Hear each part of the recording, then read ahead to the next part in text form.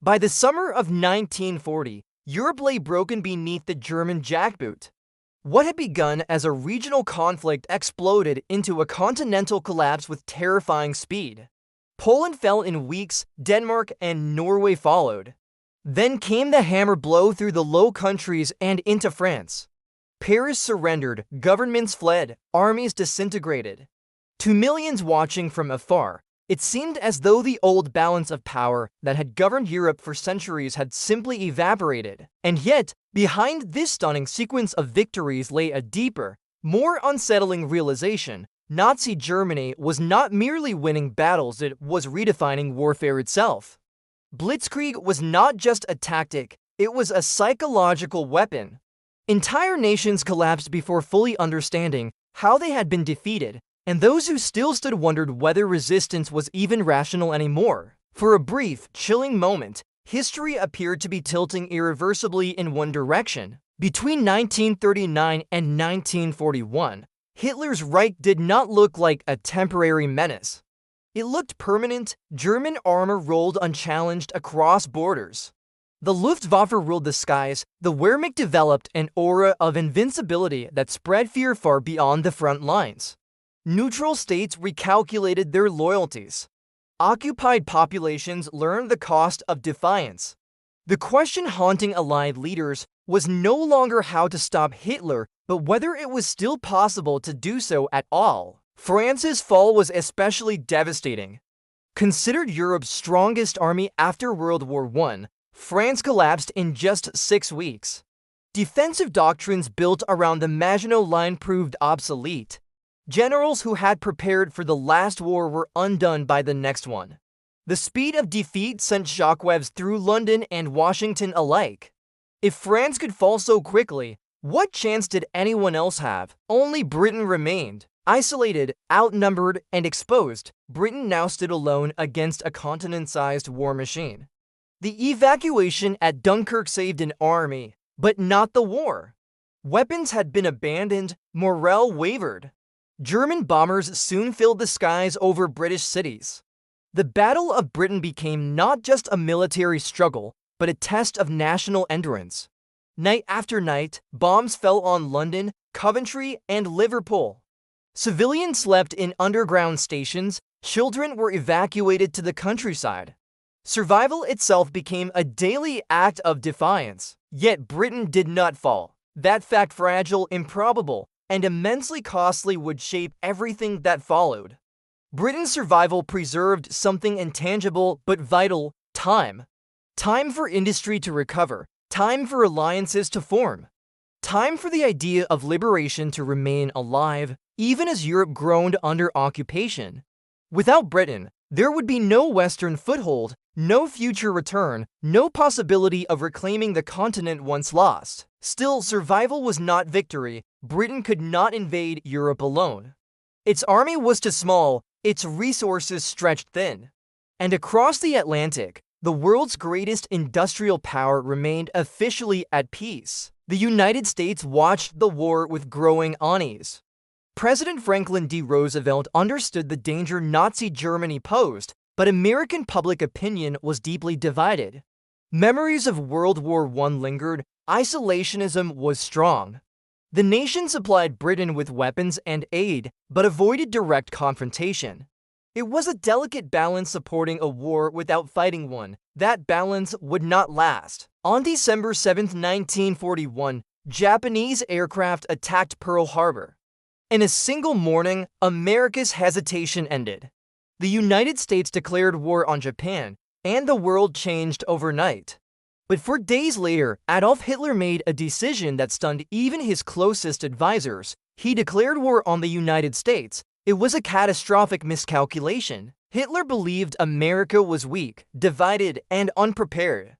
He assumed German U-boats could cripple American shipping and that the United States would struggle to mobilize effectively. What he failed to grasp was the scale of American industrial power and the inevitability that, once committed, it would be unleashed fully and relentlessly. With that declaration, the war ceased to be a European conflict. It became global. And for the first time, The possibility of a decisive Allied return to Europe moved from theory to long-term strategy. But entry into war did not mean immediate action. The Allies now faced a sobering reality. Possessing power was one thing, using it effectively was another. America's army was inexperienced, Britain's forces were exhausted.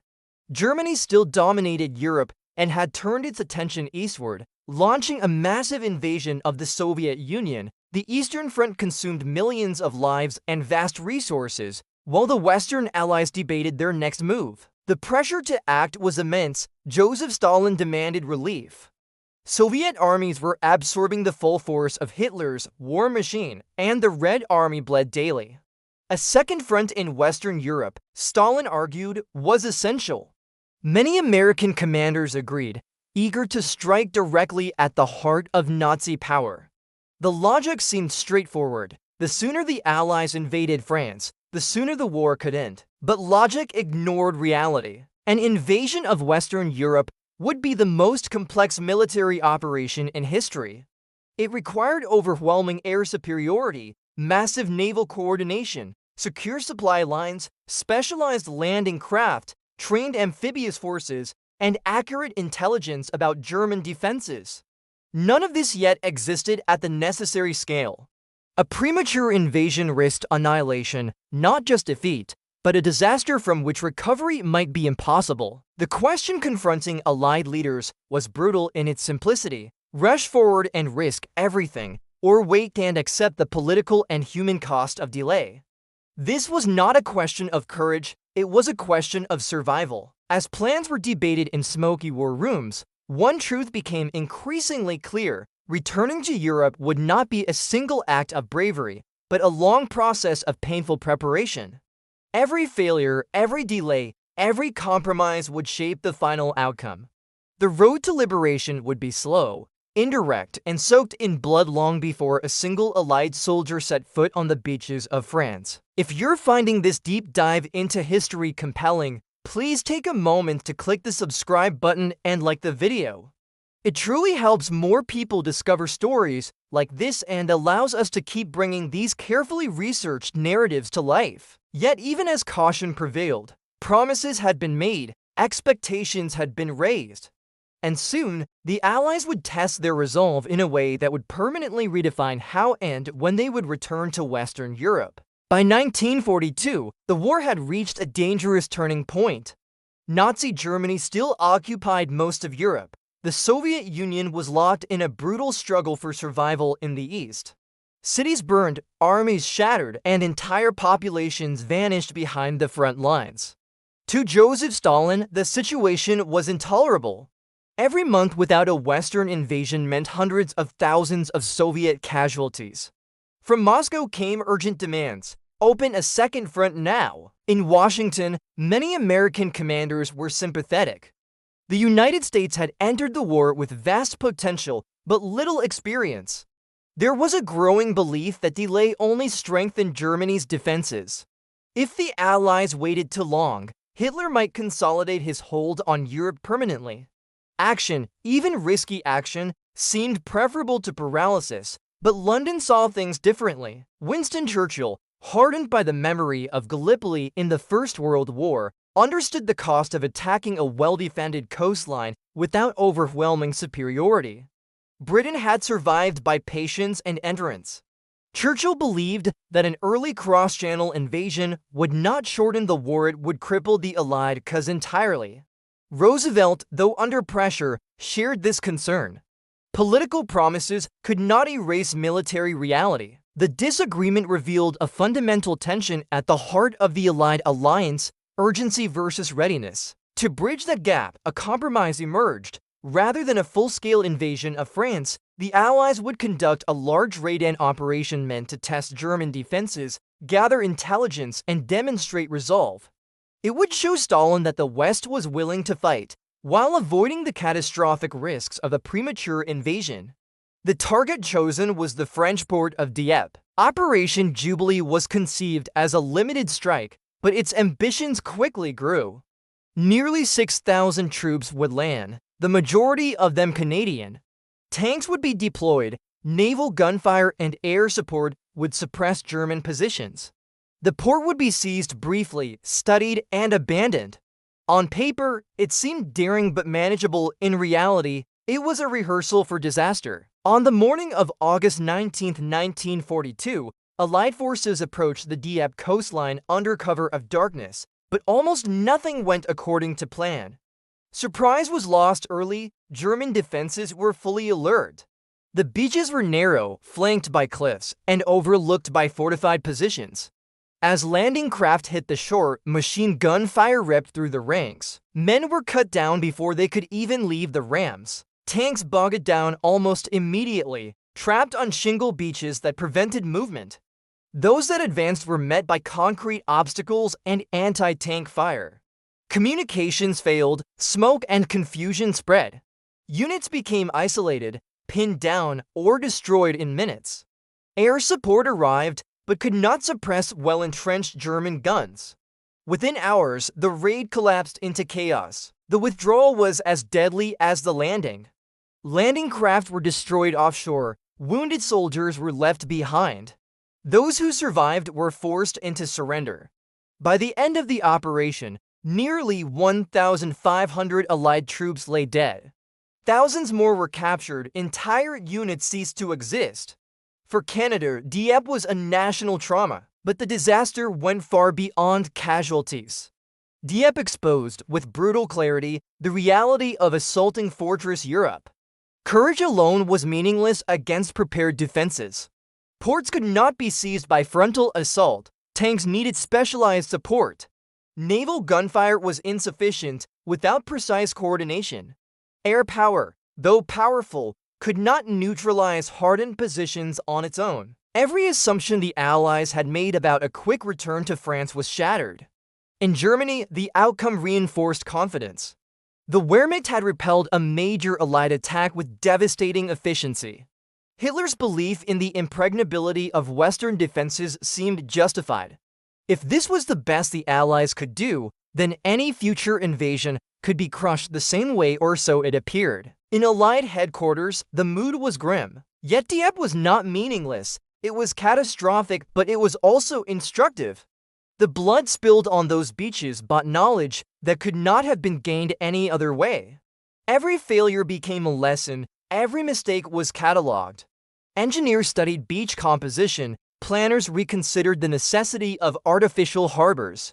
Commanders recognized the need for overwhelming air supremacy and deception on a massive scale. Dieppe proved something vital. Returning to Europe was possible, but only if everything was done differently, and that realization came just in time, because abandoning Europe entirely was never an option.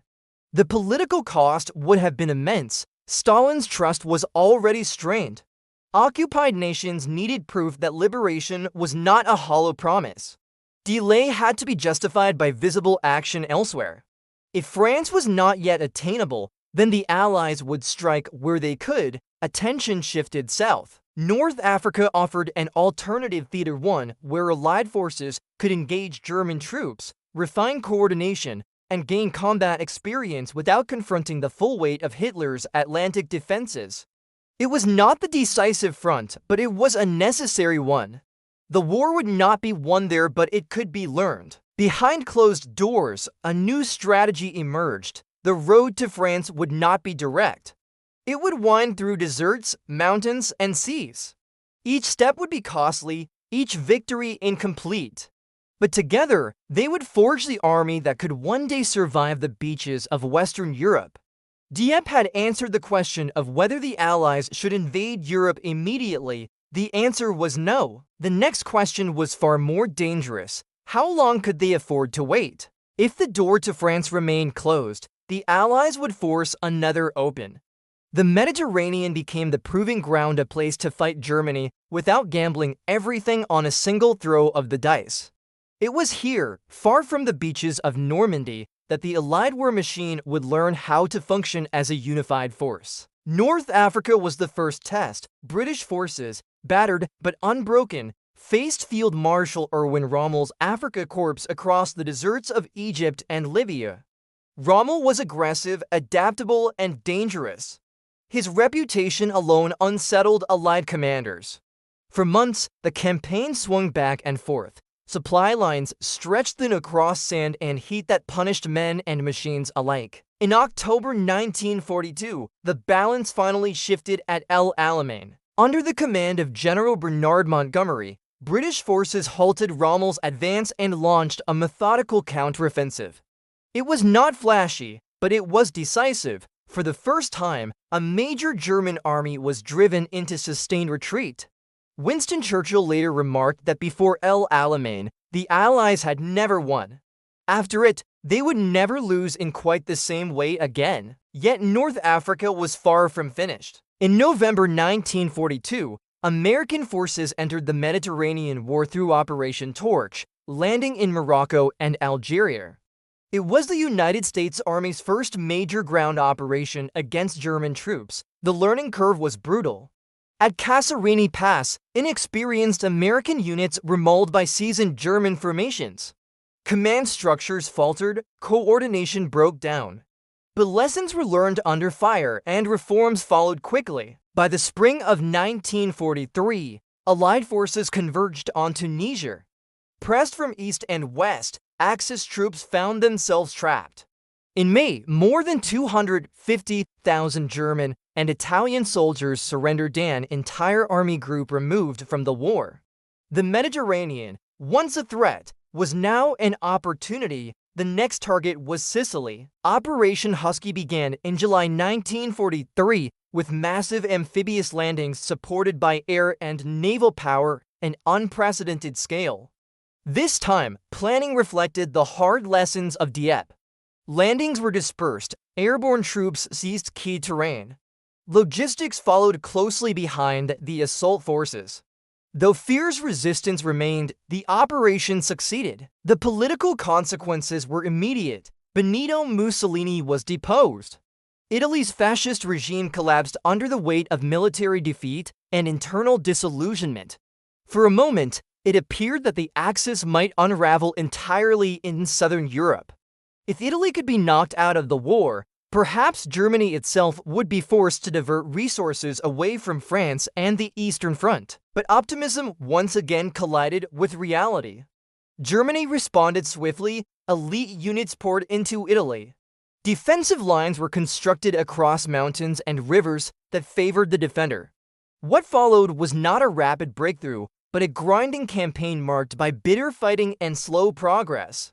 Terrain, weather, and German resistance combined to stall Allied advances. Italy became a war of attrition, yet even in frustration, the campaign served its deeper purpose. Allied air power expanded relentlessly. Bombers struck German industry and transportation networks. Amphibious techniques improved. Command relationships matured.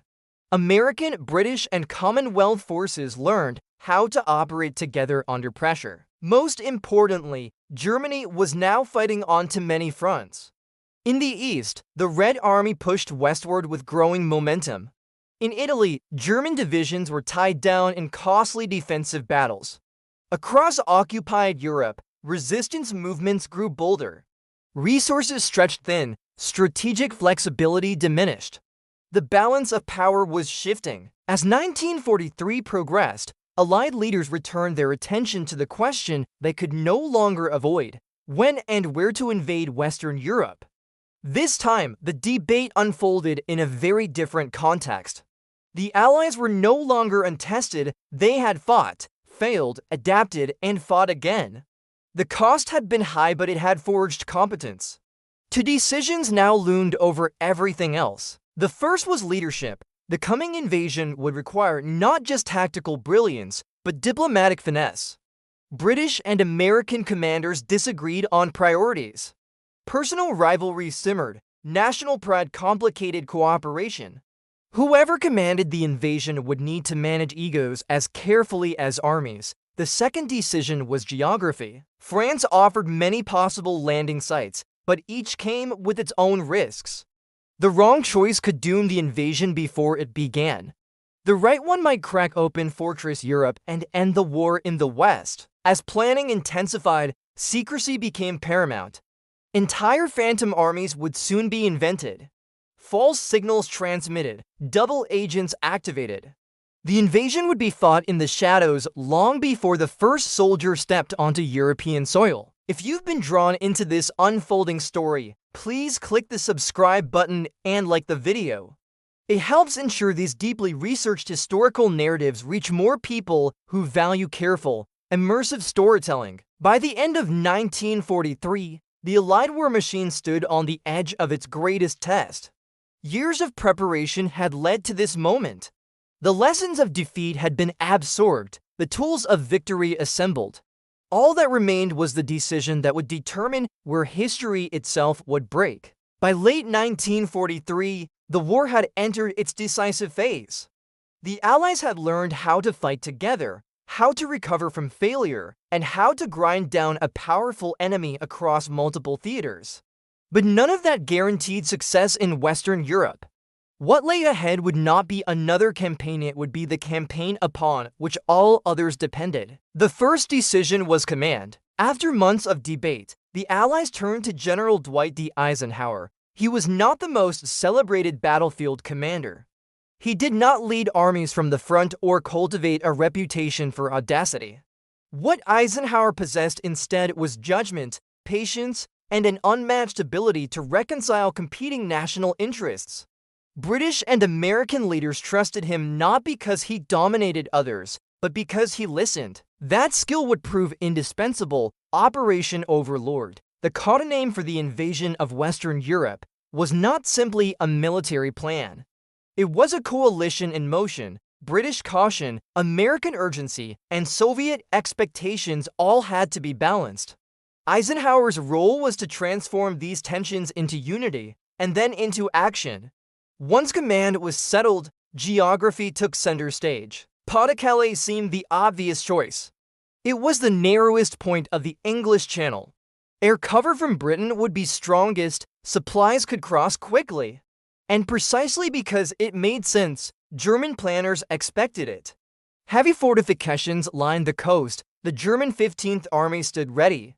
An invasion that risked colliding headfirst with the strongest defenses in Europe. Instead, planners looked west. Normandy offered fewer fortifications and weaker German presence. The beaches were wide, the surrounding countryside provided room to maneuver. The crossing would be longer and riskier, but the element of surprise might compensate for those dangers. Lieutenant General Frederick E. Morgan's analysis supported the shift.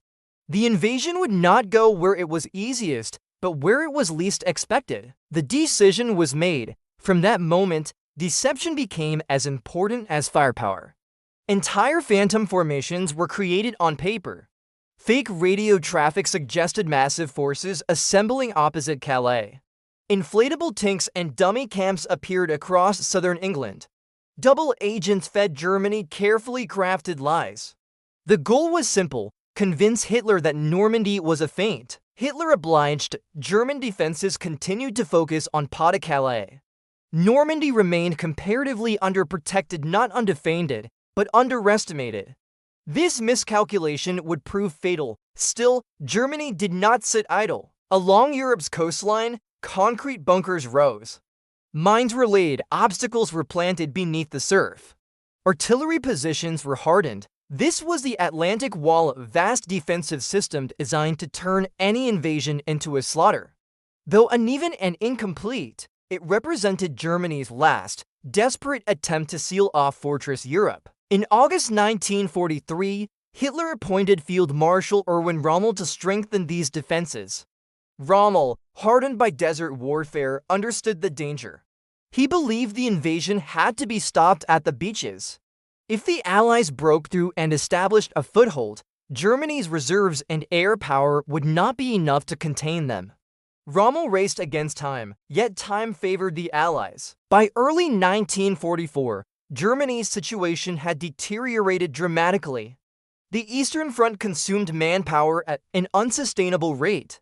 Allied bombers devastated infrastructure and industry. Fuel shortages crippled mobility.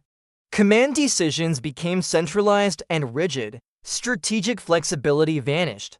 Meanwhile, across the Channel, the largest invasion force in history assembled. Men trained endlessly, equipment was tested and retested. Supplies were stockpiled in unimaginable quantities. Artificial harbors were constructed in secrecy. Every detail was scrutinized, every failure anticipated. This would not be Dieppe. This would not be a gamble. It would be a calculated assault built on years of sacrifice and preparation. And yet, nothing could remove uncertainty. Weather threatened everything. A storm could scatter landing craft, drown airborne troops, or delay the invasion long enough for German defenses to react. Intelligence remained imperfect. Human error was inevitable. Eisenhower understood this better than anyone. On the eve of the invasion, he prepared a statement accepting full responsibility. If the operation failed, it would never be needed. In the early hours of June 6, 1944, Allied paratroopers dropped into the darkness. Naval guns thundered across the channel. Landing craft surged toward the beaches of Normandy. In that moment, all the delays, debates, defeats, and compromises of the previous 5 years converged into a single point in time. The dagger fell. D-Day did not guarantee victory. It guaranteed only opportunity, but that opportunity was enough. The path toward liberation so long delayed, so painfully earned had finally begun.